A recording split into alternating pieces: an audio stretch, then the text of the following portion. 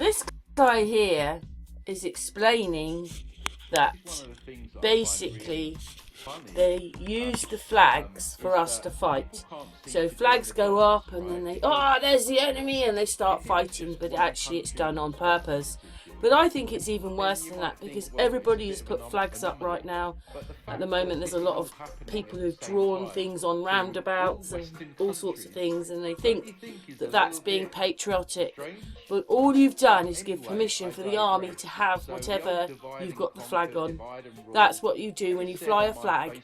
It's showing that you are allowing the army to come into your house. And as they're Romans, you don't want them, do you? So that in itself is crazy. But this guy here is just showing how they was talking about how they like us to fight, and this is how they do it. But it is crazy. Who knew that? I think what it was when we saw that American pastel flag instead of the dark one. The dark one means America's at war. The pastel one means peace. When have you ever flown the peace flag? So America are always at war. And, you know, then you've got the United Kingdom flag. That seems to run everything, like I've shown you. But if you put a flag up, you are saying that you are welcoming the army into your house. That's what your patriotic flag does for you. So I won't be flying any flags here. I used to be proud of that United Kingdom flag until you realise what it's all about. But we're going to carry on with a little video now, because the next bit's about Nepal, and Sheeple has made a video. Well, I have to say that I am making a little video about Wake Up Sheeple, and you've got to ask yourself if they have banned all the media platforms here. Oh my God. Well, what is that telling you? They can't wait to show you Israel and all the bombardment that happens every day, so you would never think that anybody survives or whatever. But they're not showing you any of this. Now, supposedly that's one of the ministers walking through the water and that person starts hitting them. Don't know, but maybe they're just supporters of the side that they want to go. The parliament has been disbanded, and it's very crazy that they're not showing any of this. But they can't wait to show you Israel and all the other crap, and they're going to pretend to fight America and Russia. They cannot wait to send you that. But they don't show you about all the marching that's happening in Australia. They're not showing you all the marching that's happening in France.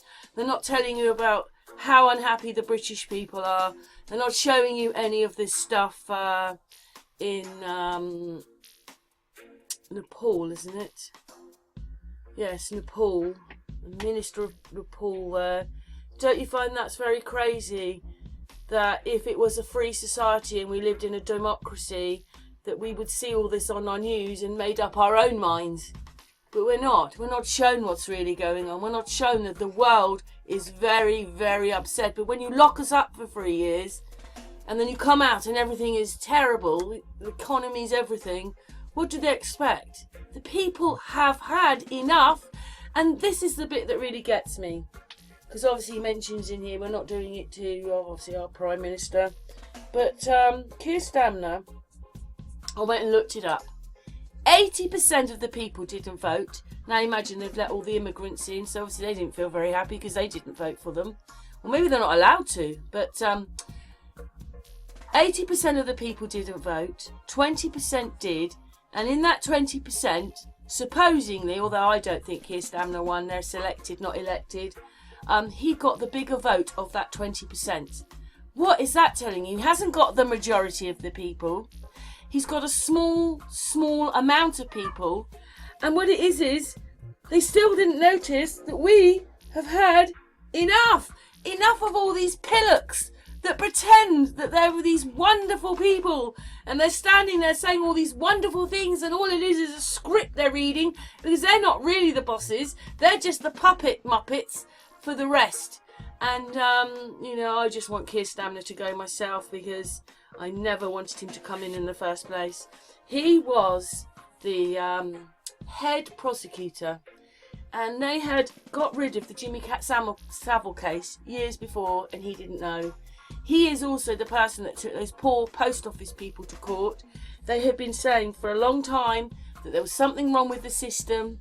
Some of them even killed themselves, and he took them to court on a bogus system that was broken, and he didn't even work that one out.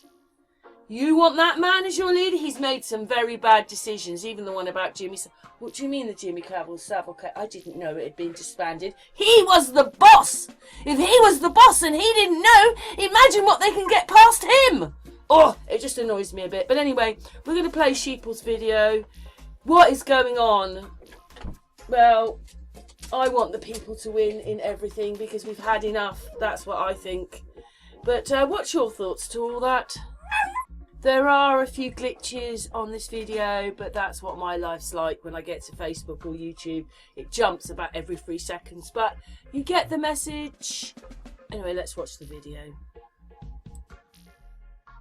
This is one of the biggest chaotic uprisings we have seen in human history, and it all started with a social media ban.